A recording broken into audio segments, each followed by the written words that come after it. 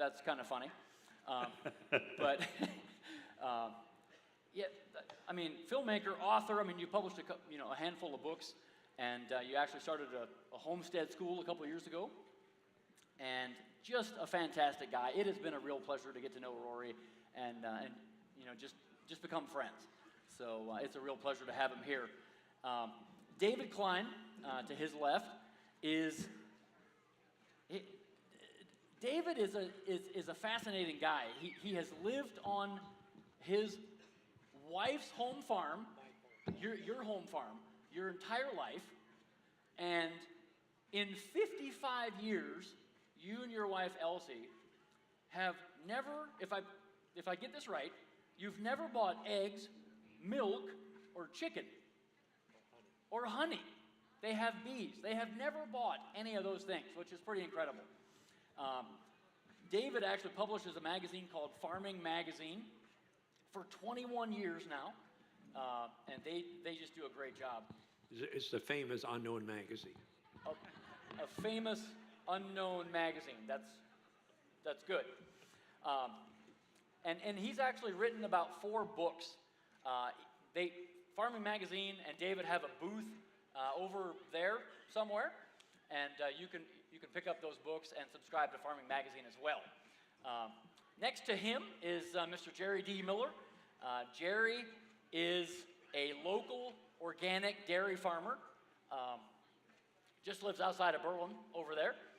And Jerry is a writer. He's a guy who is very passionate about community. And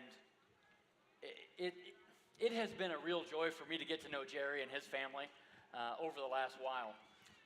So if you'll bear with us, we are literally just going to have a very fun, very open-ended, informal conversation just about life. Basically, that's what I said. About community, about farming, and things like that. So if you don't mind, I'm going to jump right into a handful of questions. David, I think I'm going to start with you. Can you share a little bit about what community and farming was like over the last 30 to 50 years here in this area? It has been said that community is like an old coat. You're unaware of it until you don't have it. And this forenoon I felt like I missed community. It was cold until I found the sweatshirt. But for community, of course, I lived 2 years away during the Vietnam War. I was drafted and lived in Cleveland. But even that helped me to look at the home community with different eyes. It is also said, if you have your face too close to a painting, you can't see it. You have to step back occasionally to see it. But one example of community, was probably our oldest son and I were plowing. I used the walking plow, and he used the sit-on plow, the sulky plow. And he was probably 12 years old. And we got up on top of the hill. We rested a team. And I turned around and sat on the crossbar between the handles, and we talked back and forth. He stopped right behind me. And we were looking around the neighborhood, and we live in sort of hill country, and we counted 15 other teams plowing.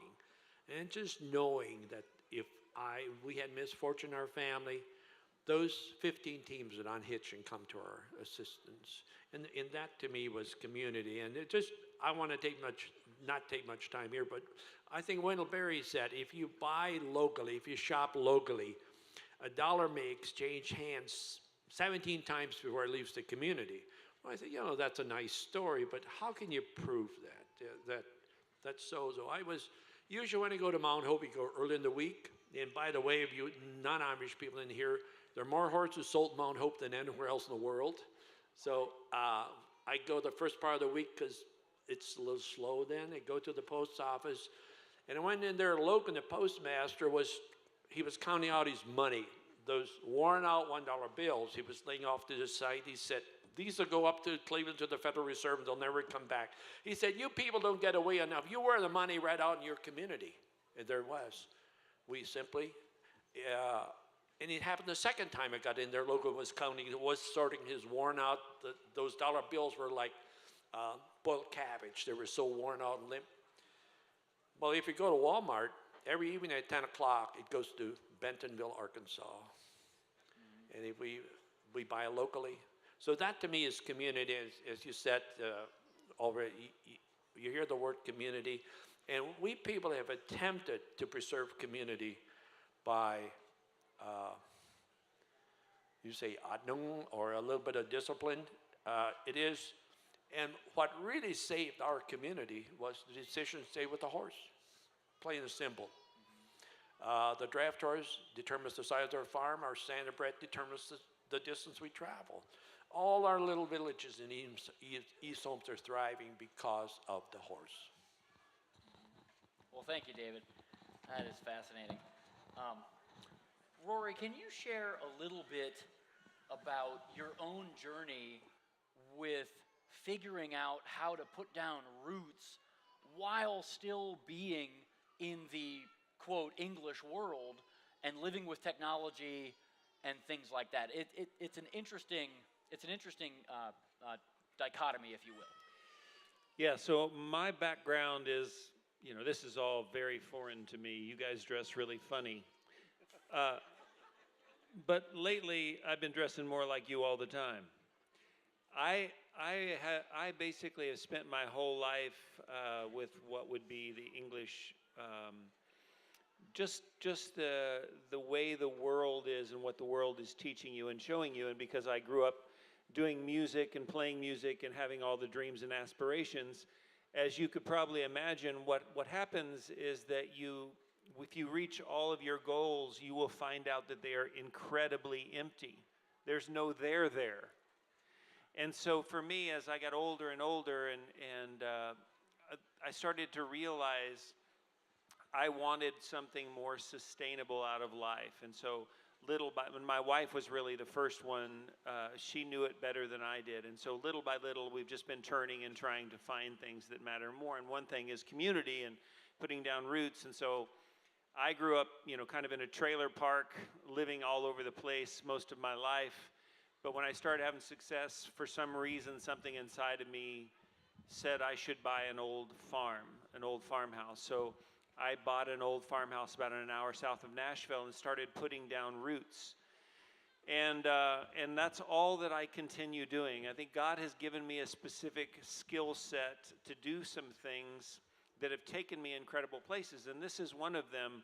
But you can't go anywhere or do anything good if you don't have any roots inside of you. And I feel like having some strong roots helps me for the things that God gives me the opportunity to do. Otherwise, I have no way to have any real bearing or understanding of what's happening. And when you were just talking about community, I've been in a search for community because I lived in different states. I moved to Nashville, lived in Nashville for a long time. Then when I bought our farm, I lived in a community, but I wasn't in a community. Because there's really, in most of the English world, there's really no sense of community. It's all been taken away, and there's nowhere to find it. And so I've been in search of it on my own. And Joel Salatin talks a lot about how, the whole organic food world has been, it's been commandeered by business. A lot of it has been, and organic doesn't necessarily mean as much organic as it used to mean. And I feel like community is the same sort of thing. We're sold this idea that online and in all these other places, you can have community and social media and all these things, but it's not community. And I feel like nowadays the world is trying to sell you a sense of community, but down inside of us, we know that it's not the real thing. And so for me, my journey has been really trying to find community. And although I don't have draft horses, and I've not heard that said before, a draft horse is the factor to establish the size of your farm, and the standard horse decides how far you can go. I have been trying to make my own decisions that will limit me so that I can be in my community. I'm trying to, it's not just the idea of community, I really want to be part of it. And so it's a journey, and I feel like I'm just in the early parts of it, but it's very, very exciting to me. I love it. Well, Jerry, can you give us a few examples of how you and your family, in practical terms, have lived out life living together in community. Well, hello, everybody. I find it extremely interesting that Rory would expound on the idea that as the world tries to sell us community, community cannot really be sold. It's impossible. We cannot commercialize community. I mean, I think most of us would agree probably that the world has tried to digitally entertain us for the last 20, 25 years, and they've failed miserably. Our children are unsatisfied, and there's no sense of purpose. So community is not necessarily a place. It can be a place, but community is people. Community is people. And as I survey the crowd here today, there's folks here in this crowd that are near and dear to my heart because they've been a part of my life. They have been there when I have needed them and needed them totally. They've been there. That's community. I can take you back 13 years. And by the way, we just live about 2.5 miles due west of here. When I'm done here today, I'm going to hike across the fields and walk home. But on a Sunday morning, our oldest son pinned himself in a skid loader and passed away 13 years ago in November. November, it'll be 13 years ago. He killed himself. He was 15 at the time. You know, in a matter of a half an hour, 3/4 hour, neighbors, church people, the folks were there. They just showed up. There was nothing to do. There was literally very little to do, but they came and they showed up. Folks, that's community. If you have that kind of support, and you're not alone. No man is an island, as the poet says. And as you become part of that community, but community is work. Community doesn't just happen. Community is work. Community is if you see your neighbor down, not even if he's down. If your neighbor is up, you rejoice with those that rejoice and you weep with them that weep.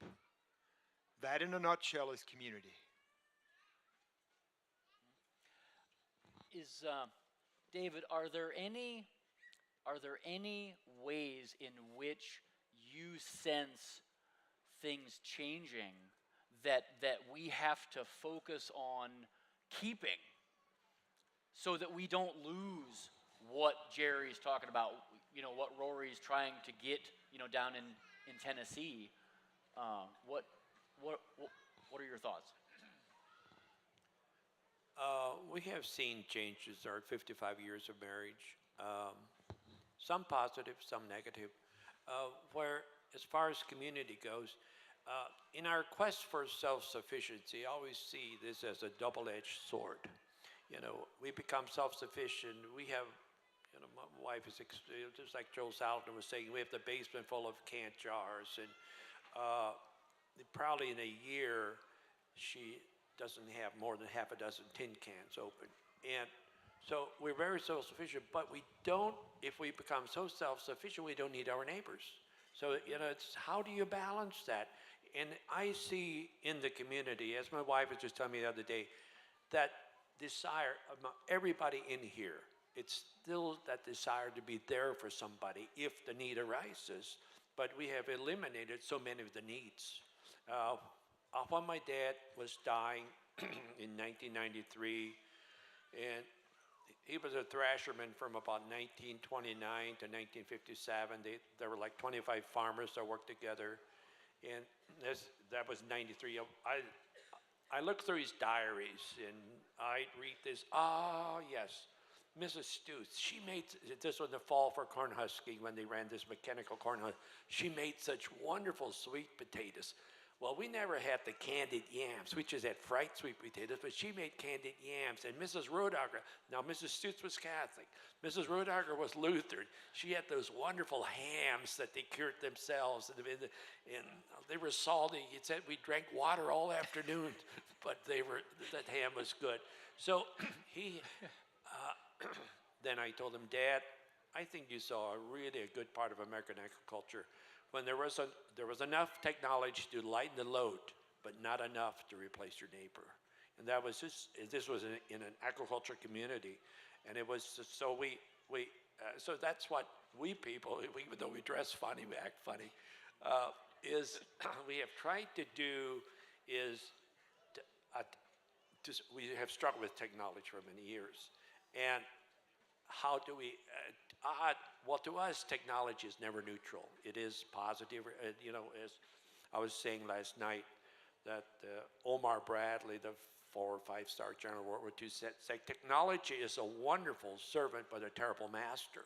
So we need to balance that. And so as I said, that's we don't want to be so self-sufficient that we don't need anybody. And we once had a visitor and said, you people, you see God in the face of your neighbor. And I think that sort of sums up community.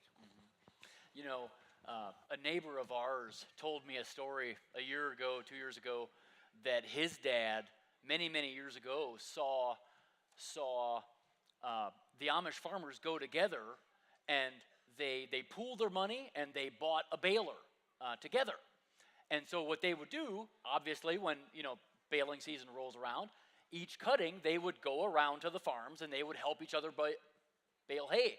Well, as they got more prosperous, they obviously had more money of their own, and so this farmer bought a baler, and then this farmer bought a baler, and all of a sudden, what happened to the community that was built around the baler? It all just went away. And you shared something with me a while ago that I thought was so fascinating, and it reminded me of that exact same story. You said something, and if you can just share about the bobcat and your neighbor. Yeah, so when you finally get to a place in your life where you really want to be part of community and you really want to start asking questions about the things that are challenging community and neighbors, and one of them in my world is every single neighbor of mine has a barn. Every single neighbor of mine has a tractor in a barn. They all have their own toolkits. Everybody buys exactly the same thing, and Home Depot is glad to sell a set of everything to everyone. And nobody helps anyone. So what we're trying to do is reimagine that a little bit differently. So I bought all the chicken processing stuff so that all my neighbors can come over, and I only need it now and then. They can all use it when I'm not using it. They can come and use it. One of my neighbors bought a skid steer. I don't have a skid steer, but he said, if you buy the $9,000 trailer, you use my skid steer, and I can use your trailer.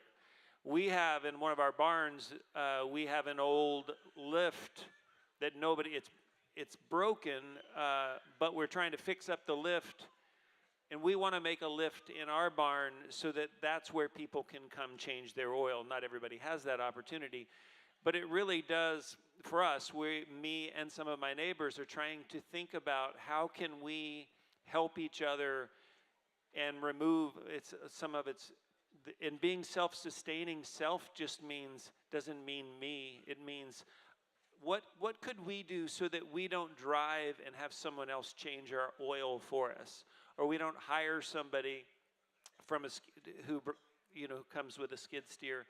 How can we be more self-sustaining? And so that's just caused us to rethink some of those items that we're purchasing, because it's such a consumer world. They without realizing it, you will have everything that they'll have, and there's no reason to come together. And so we're just trying to rethink that best we can. And it's been fun because it brings us together, and we need each other. And that's a hard one. Our egos don't want to ask each other for help. Yeah. Well, guys, thank you so very much. I'm going to pull a fast one on these three guys.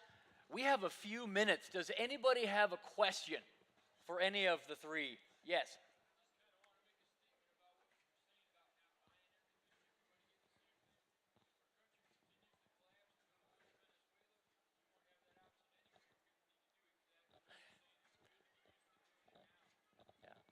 Yeah. Yep. What? Yeah. He just shared that if if we if our country changes for the, He said collapses, the just so you know. thank you. That's true. There's probably more politician in me than I realize. I'm not sure. But anyway, he did say collapse. And if that happens, I think, well, his point was that there's a lot of wisdom in what Rory and David and Jerry are talking about. Being able to live together, being able to really use each other's gifts and talents and things to be able to come together as a community. So, guys, thank you very much. I did actually very quickly check into this, and I know who this is, so I'll take care of this. So, yes.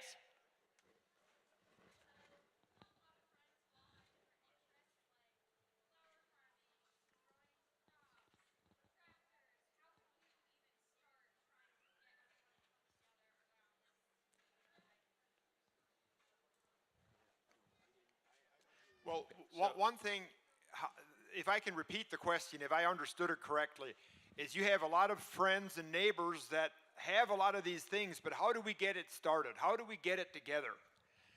Well, we've found in our neighborhood that to be a neighbor, we have to be a neighbor. To be a friend, we have to be friendly. So maybe, just an evening of telling the neighbors, hey, we're having a corn roast and inviting them all over. That'll break the ice. Getting together, creating memories around a campfire or creating memories around work. A lot of my earlier childhood memories of neighbors and butcherings and getting together were all around work. They were around helping each other. And you need to start that again. In my mind, it won't, sweat and blood and tears build relationships. They build relationships that last. Even start small, borrowing a cup of sugar, taking a pie over to a neighbor. Nobody will turn down a pie. No. My oldest brother is 92. About 10 years ago, he said, I'll gladly sacrifice 5 years of my life to eat pie. Well, he's 92 now. Can I ask you guys a question? Here's a question. So there's a bunch of non-Amish people here too. So just there's really kind of two questions. In the rest of the world is basically calling out for us to embrace our individualism at every turn. I mean, it's from the time you're this all the way through. It's really all about you. But of course, that has a terrible effect on community and family and everything else. What is your advice for that battle on individualism? Because you have I don't know if there would be rules specifically or strong recommendations, but it's really more like the advice for people dealing with that kind of thing, those kind of choices. And then the other thing is wealth. You guys have an unusual relationship with wealth.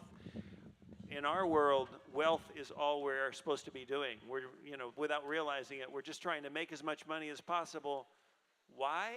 I guess because we're supposed to buy as much as possible and all that sort of stuff. But you look at wealth, again, as something that's dangerous in some ways for the community.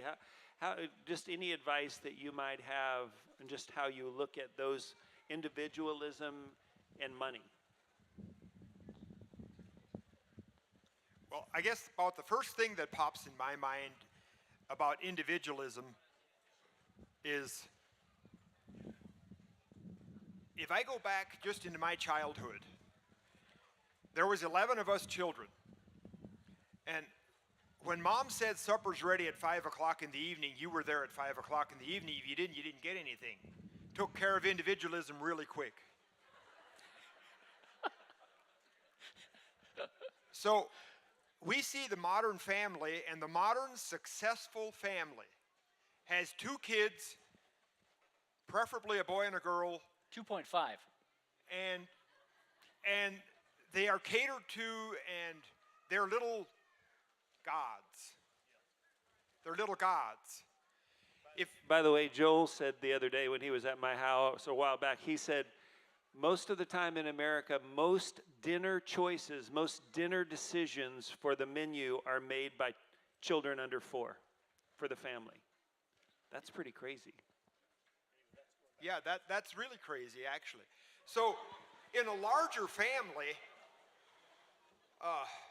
children in our community are looked at as an asset. They're not a liability, they're an asset. So I guess my advice to get rid of individualism, we need larger families. We need larger families. Yeah. Yeah. It's very, very, to me, it's so selfish. This idea that we can have 2 kids and be successful. But what's your idea of success? How do you define success? Certainly not by the bank account, and certainly not by how many children you have either. But the Bible tells us that the salt of the earth, and goodness knows, doesn't the world need more salt?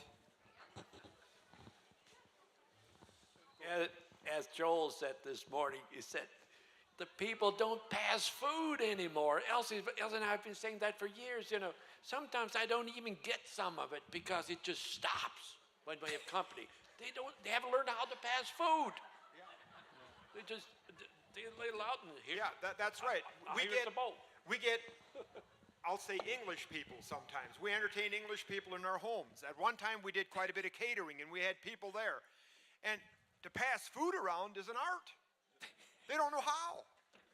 The mashed potatoes stops at one place and there it sits. You got to go along and, hey, would you please pass the potatoes? That's a given in a large Amish family. Children learn that at a very young age. And like I said earlier, the point of if there's 11 of you and supper's at 5, you're there at 5 o'clock. If you're not, you go hungry because it's gone. It really takes care of a lot of issues. Yep. Well, guys, thank you very much. I think we are there. Time is out. So thank you very much, guys. Have a wonderful afternoon. And I'm going to turn it back over to John here.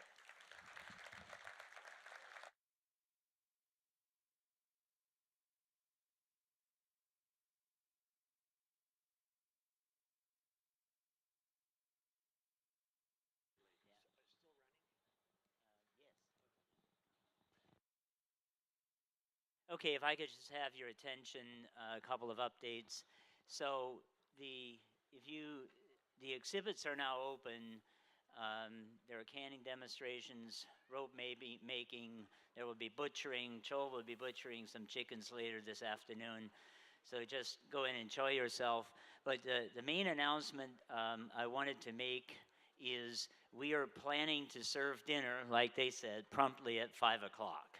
So we'll have the same menu, and should be plenty of food for everybody. And just wanted to invite you to participate in that as well.